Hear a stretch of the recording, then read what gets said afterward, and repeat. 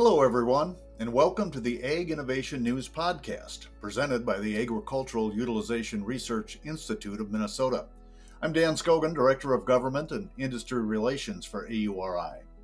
Guests on the Ag Innovation News Podcast will shed light on innovations in value-added agriculture, highlight important voices and work that's being done throughout the Minnesota ag sector, and educate the public about resources and organizations that support Minnesota agriculture.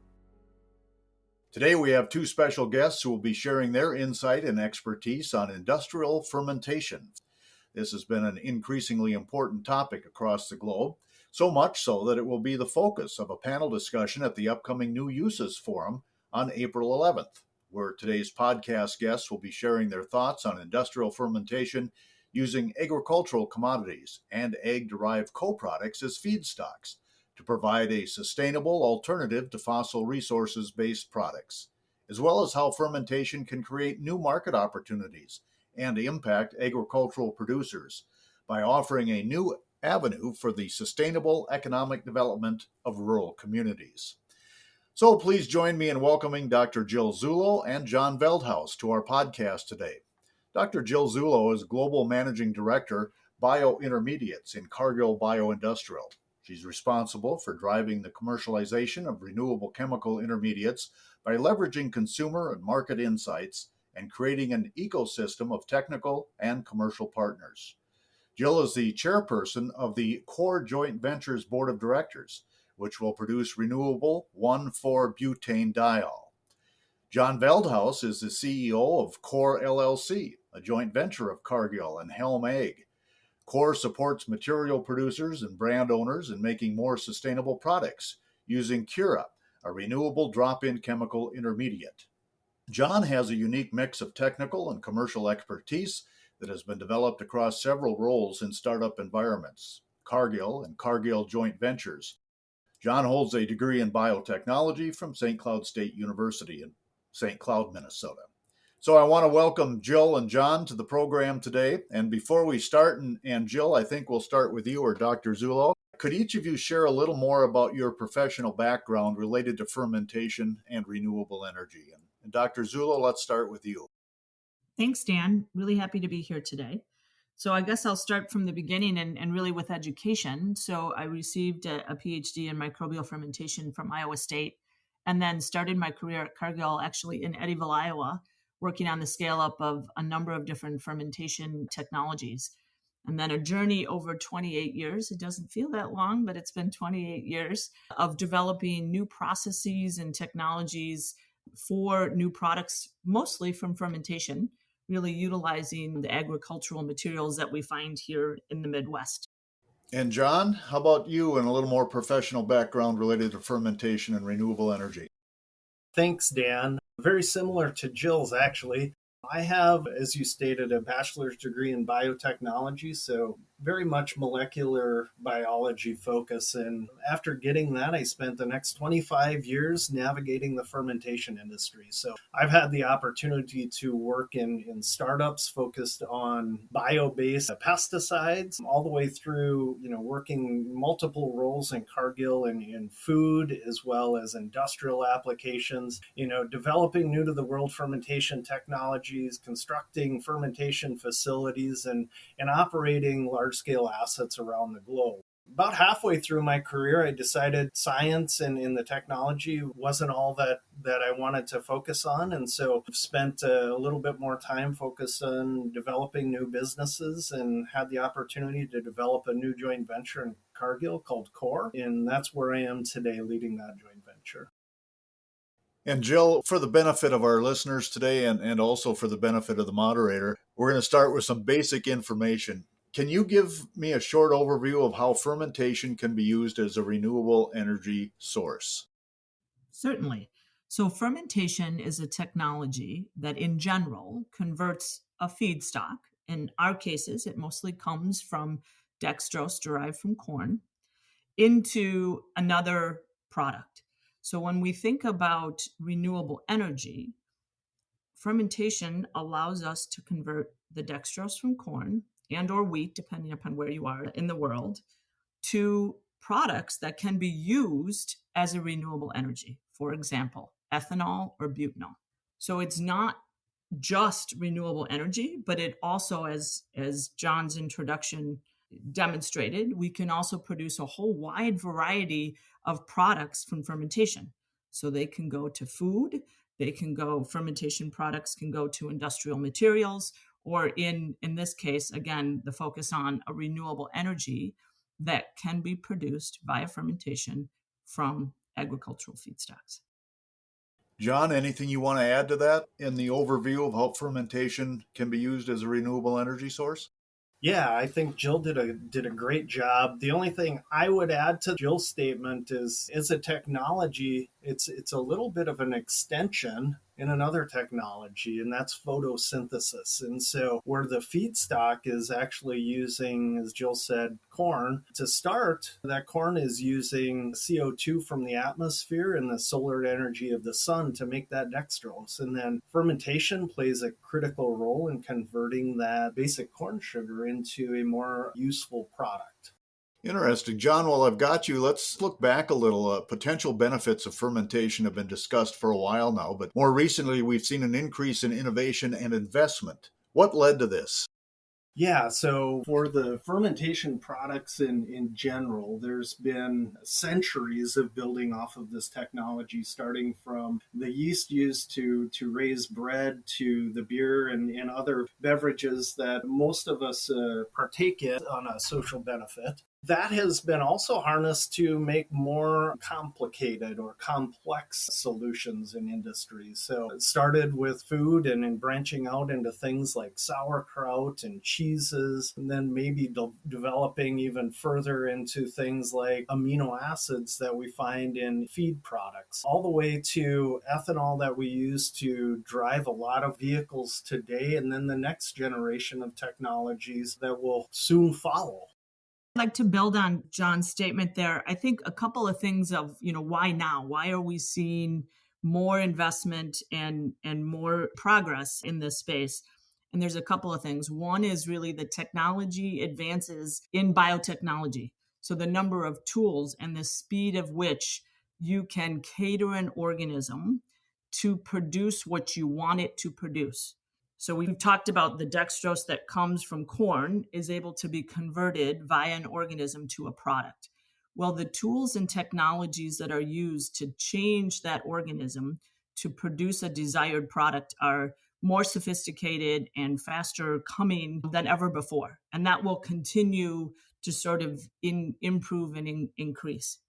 I think the other thing is really there is a strong need and demand from both consumers as well as, I would say, customers and investors on improving the sustainability or the carbon intensity of a number of different products. So I'll start with consumers, right? So consumers today more than ever really want to understand where their food comes from, where their clothing comes from. And they're starting to understand in various streams, we'll pick on apparel or fashion, that a lot of the materials they've come to enjoy and desire in their clothing are actually coming from a petrochemical route. And I don't think most consumers knew or understood that. So consumers are starting to understand that.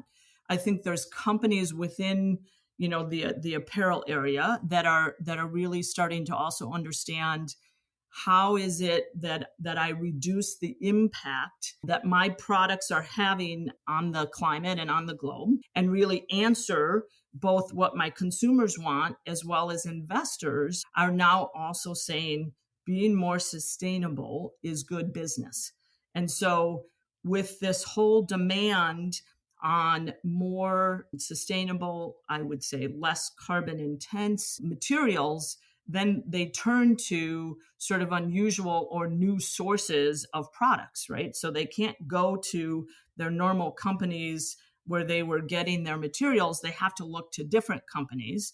And that's really the area that Cargill has kind of stepped into. We understand how to process agricultural materials into a wide variety of end products. So we form different partnerships in a wide variety of markets. One in apparel, and Jon has some great stories that I'm sure he'll tell in this space. We also look in packaging materials, we look in beauty products. And so all of these end consumers and customers are looking for changes. And with the advancement of the technology, the demand from consumers, customers, investors, it really has come into, I'm using, perfect storm, but perfect storm in a good way, that really this is where we can really see that we can start to commercialize a wide variety of technologies. And I'll add one more thing, in that farmers are also continuing to look for how do they become more sustainable, and how do they then have new applications for their crops.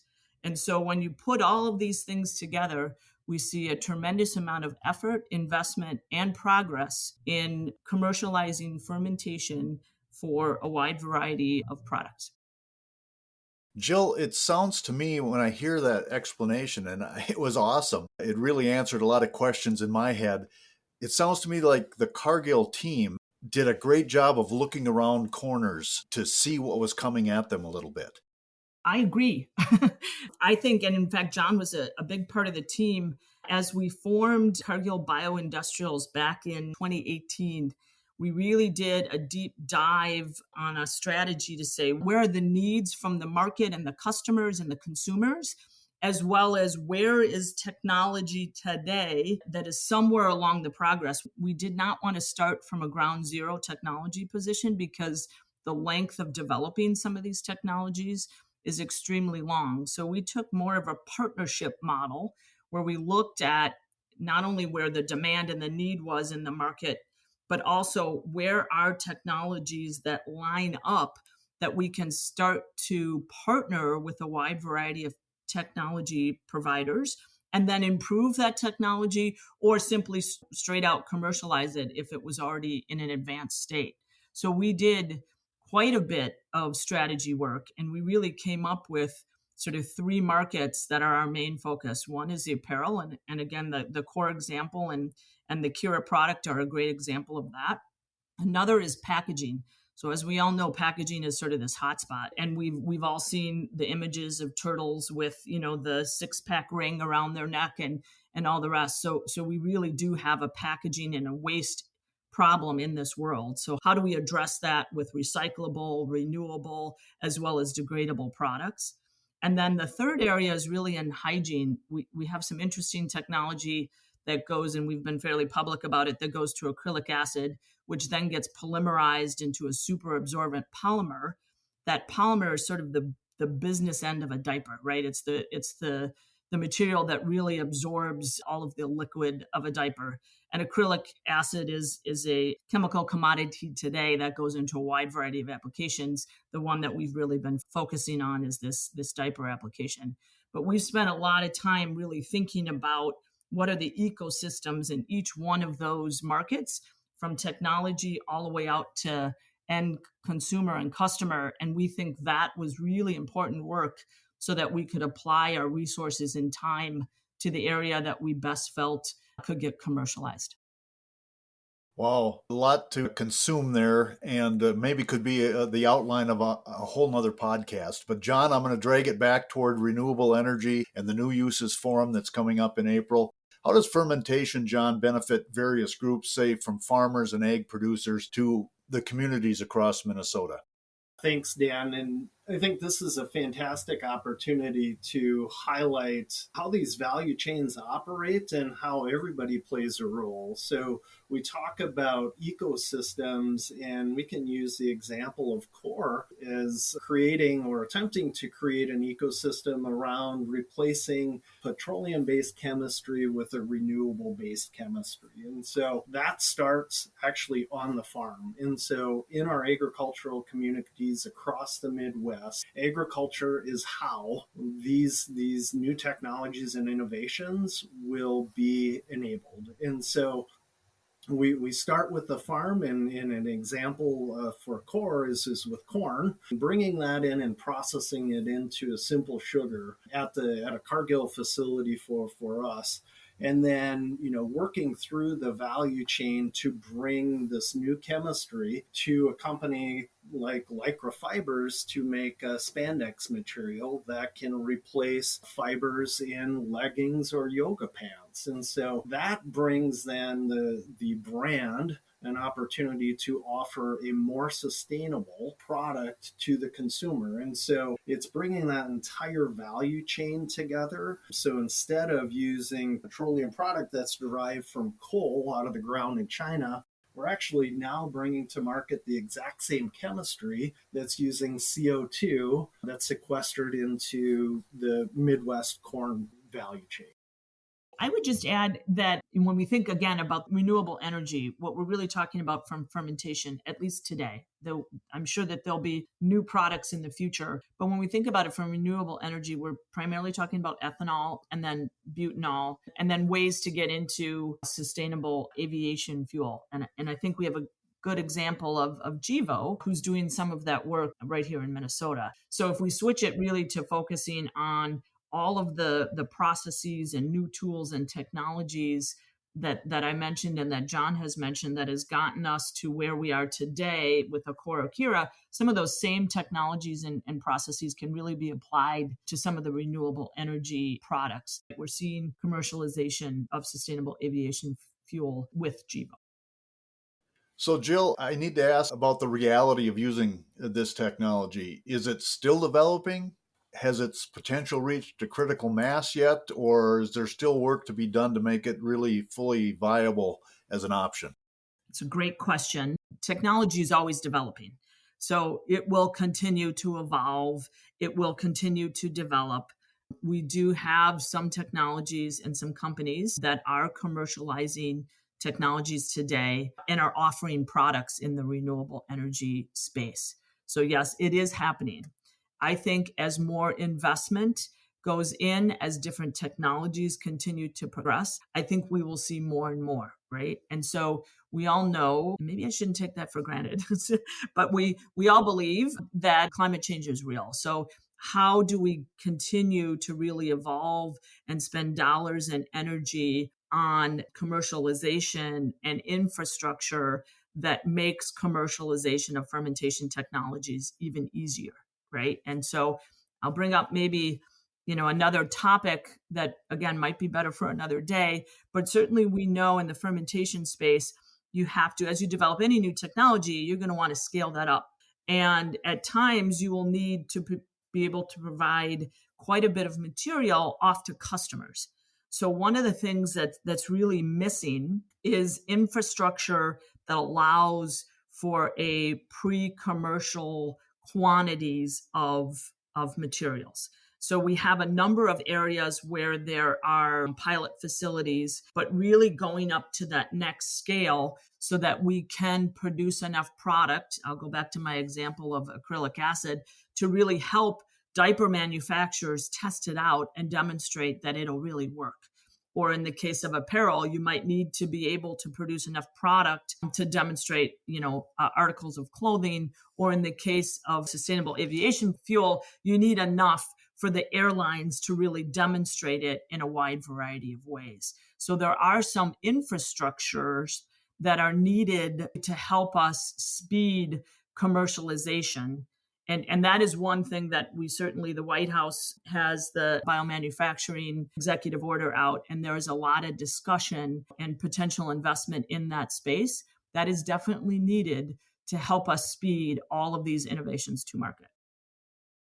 And John, if I was going to ask you to comment, I think I hear Dr. Zullo say that the technology is definitely there, but there is work to be done. Absolutely. We're entering this new phase in fermentation technology that's building off of decades of ethanol, for example, right? And so all of the information that we've learned operating at scale for ethanol or other food and pharma applications is being incorporated in complementing the advances in genetic engineering. So I think Jill pointed out kind of that missing link, if you will, is the capital investment needed to scale. And so there is a true opportunity for public and private engagement to see these technologies through to make them more of a commercial reality at scale. I want to bring our conversation back to Minnesota and to the upcoming New Uses Forum, but I want to remind our listeners that you are listening to the Ag Innovation News podcast, and our guests today are Jon Veldhouse, the CEO of Qore LLC, a joint venture of Cargill and Helm Ag, and Dr. Jill Zullo, a global managing director of biointermediates in Cargill Bioindustrial and chairperson of the Qore joint venture board of directors. So let's talk about what we've been talking about in the context of Minnesota. Jon, maybe I'll start with you. Where does Minnesota stand in developing innovations in this field? Are we leading? Are we lagging? What's the potential for the future of the state in this regard? Great question, Dan. There are areas where Minnesota is leading, and so they have a great educational system right here in the state with University of Minnesota that's strong in genetics and chemical engineering. A lot of good foundational research coming out of the university. You have also a great footprint of industry based in Minnesota, ranging from ethanol to, Jill mentioned, isobutanol, and not to forget Cargill and some of its joint ventures that have their global headquarters here. And so you have that industry footprint across the state, ranging both from research and development and applied sciences to operating technologies.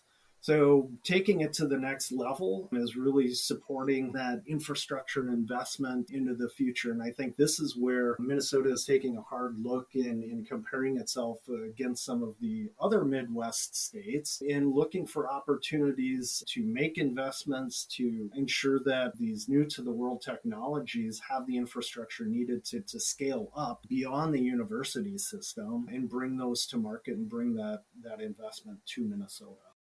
That's interesting, Jon. Jill, what would you like to add to that conversation? The only thing I would add is just all the work and networking that is beginning with activities like the Minnesota Cup. So really supporting the ecosystem and infrastructure that is needed for entrepreneurial companies to really foster within Minnesota. So as a follow-up, Jill, I might ask, do you see some areas where Minnesota could maybe take better advantage of the benefits offered by this technology? Again, I think it's really putting some connection points together, right? So as Jon mentioned, we have a strong university system. As I mentioned, there's, quite a few startups that are becoming. There are large companies that are commercializing this. So how do we create that space for more partnerships, whether it's public-private, whether it's really supporting startups to go forward? It could go back to the infrastructure that both Jon and I mentioned that's needed on pre-commercialization samples and that large, sort of scale-up facilities. So I think there's a number of different spaces that we could all, sort of form a network and really start to have some different conversations. Well, as I mentioned, this is going to be a topic that's covered in the upcoming New Uses Forum coming up April 11th. Jon, you're going to be the panel moderator for this particular piece of the forum. So I'm going to ask you, what's the current state and what will some of the panelists be discussing in this group? The panel is mostly set, so I can say with confidence, as long as everybody shows up, we'll have a fantastic panel. It's going to cover several decades of experience, ranging from venture capital, incubation, investment, manufacturing, technology, people that have built and bringing brands to market. So we have a great range of panelists' background to give everybody an opportunity to learn more about the industry and what fermentation offers. And so we'll talk about definitely the opportunities as well as the challenges. So I think in summary, intend to cover a broad swath. So everybody, no matter what your background is, hope that you should learn a little bit from the fermentation and be able to come away from that panel with a bit more understanding and clarity as to where fermentation has the ability to take the state forward. And Jill, the title of the panel is a question: is fermentation the future? So I got to ask you, what are some of the emerging innovations in that space? Certainly. And I want to go back to the sort of the principle that John mentioned, right? So egg is how we're actually going to address climate change. And so when we think about it as being, for the future and a future solution, even the technology as it stands today, if we just refine and really focus on some areas that are needed from a carbon intensity reduction space, that's a future investment in a future area. If I think about some of the extensions of sort of the generalized or basic fermentation, I would say it's extremely active. So thinking about, we have new startup companies sort of continually calling us, and we have a group that is really focused on venture investment. So Cargill makes these investments and really, helps to drive some new innovations and new companies. And so some of these that come to us, we're seeing a lot of cell-free fermentations. So what that actually means is it's either a series of enzymes or a cocktail of enzymes that then convert feedstocks into these products without a cell. So you get potentially higher yields, higher efficiencies. You can't do that for everything, but they're working hard to really try to think about how do we reduce some of the costs or some of the capital intensity that's required for fermentation so that we can have more products. So that's one example. I would say we're also looking at products that are much further down a pathway. So in an organism, there's sort of a centralized metabolism that really focuses off of glucose. And you can go into some significant side pathways, and those are becoming more common. More often, you're seeing those because of those biotech tools that are allowing companies to do that faster. So really, when we think about what are all the things that we can produce from fermentation, we're only limited by how creative we are.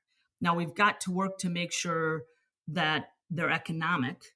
So those will be the future investments or future innovations. We'll really be focused on how do you keep improving the economics of a fermentation process. And there's a whole wide variety of tools people are focusing on and throwing at that problem. So I'm very excited for all the innovations to come for fermentation, and then really leveraging these agricultural feedstocks, providing job growth in rural communities, and really connecting those farmers to these value-added products. And Jill, if I was going to take you back to the new uses forum and the panel, without putting words in anyone's mouth or not really knowing what's going to be presented on April 11th, what are you hoping for some takeaways from that panel? I think it's kind of to open people's minds and eyes at what are all the possibilities with fermentation. So that's one.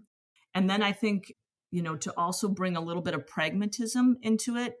We do, in the end, you need to build a facility, and you need to be able to operate it, and you need to be able to sell it at a profit, right? So some of just the basics. So how do we get people focused on lowering the capital intensity? Again, quite a bit of capital is needed to build any one of these fermentation facilities. So what are some of the innovations, or what are some of the places that we could have a multi-group focusing on improving? Because really what that does is that all boats will float if we solve some of these problems.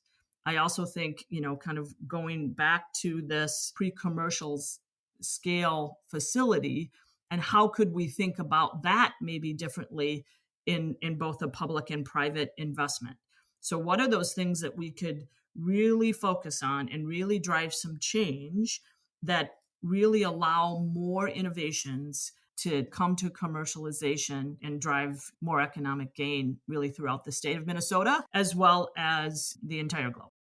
And I know Cargill is actually sponsoring that particular panel during our New Uses Forum, and I want to thank Cargill for being so generous as well. And I'm going to come back to each of you for a final comment on what really excites you, either about this technology or what the future looks like. John, I think we'll start with you and just give you the second to the last word, and we'll let Dr. Zullo give us the last word. When you think about this technology and renewable energy and adding value to agriculture and Minnesota's economic development, what excites you about this whole process?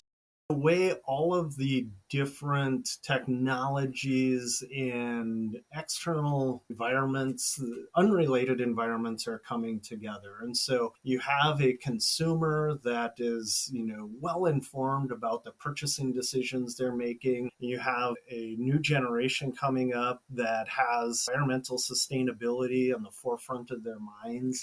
Agriculture is a great tool to solve some of this environmental sustainability crises that we're facing across the globe. Pair that with fermentation and more sustainable and regenerative farming practices, I think you start to see how all of these different players within that value chain have an opportunity to lift the entirety of the industry and bring it forward. And so from the farmer all the way to the consumer, there's really an opportunity to harness this technology of fermentation. And it's such a great opportunity for all of those players within that value chain to move forward and bring these technologies and these innovations to market. And everybody has an opportunity to participate. So that's really what excites me about fermentation and how we're bringing agriculture, this technology, all the way through to the consumer. And Dr. Zullo, if I had to press you for something that excites you as you talk about this technology and its future, what excites you? I think much of the same things that drives John, and maybe I'll just tell a brief story. In 2018, when we formed the Cargill Bioindustrial Group, we went to an offsite and we really got into the what's your why, kind of Simon Sinek's what's your why. And that's really what drives you, gets you up every day. And sort of without fail, everyone was, hey, we love to do hard things. And in fact, that's been the motto of our biointermediates group for a while, right? We love to do hard things. And we're really driven every day to make a difference on climate change, right? To really make a difference on global warming potential. And how can we do that in a wide variety of ways? And so that still drives me today. These technologies and this group of people coming together at that New Uses Forum, we can have an impact. And so how do we have those right conversations and really start to connect in a meaningful way that really can drive things forward and make those, we like to do hard things, slightly easier so they can be commercialized faster? Wow, I'm looking forward to the New Uses Forum. It should be great. I want to thank Dr. Jill Zullo, Global Managing Director of Biointermediates in Cargill Bioindustrial, and Jon Veldhouse, the CEO of Qore LLC, for joining me today. Thanks for your time and for a great participation in this podcast. Thanks, Dan. Thanks, Dan, and thanks AURI for their continued leadership here. And we want to thank everyone for joining us today, and we thank you for listening to the Ag Innovation News Podcast presented by the Agricultural Utilization Research Institute of Minnesota. We also want to thank our podcast crew, Eric Evans, the AURI Director of Communications, and Lisa Martinez, AURI Communications Coordinator and Editor of this production.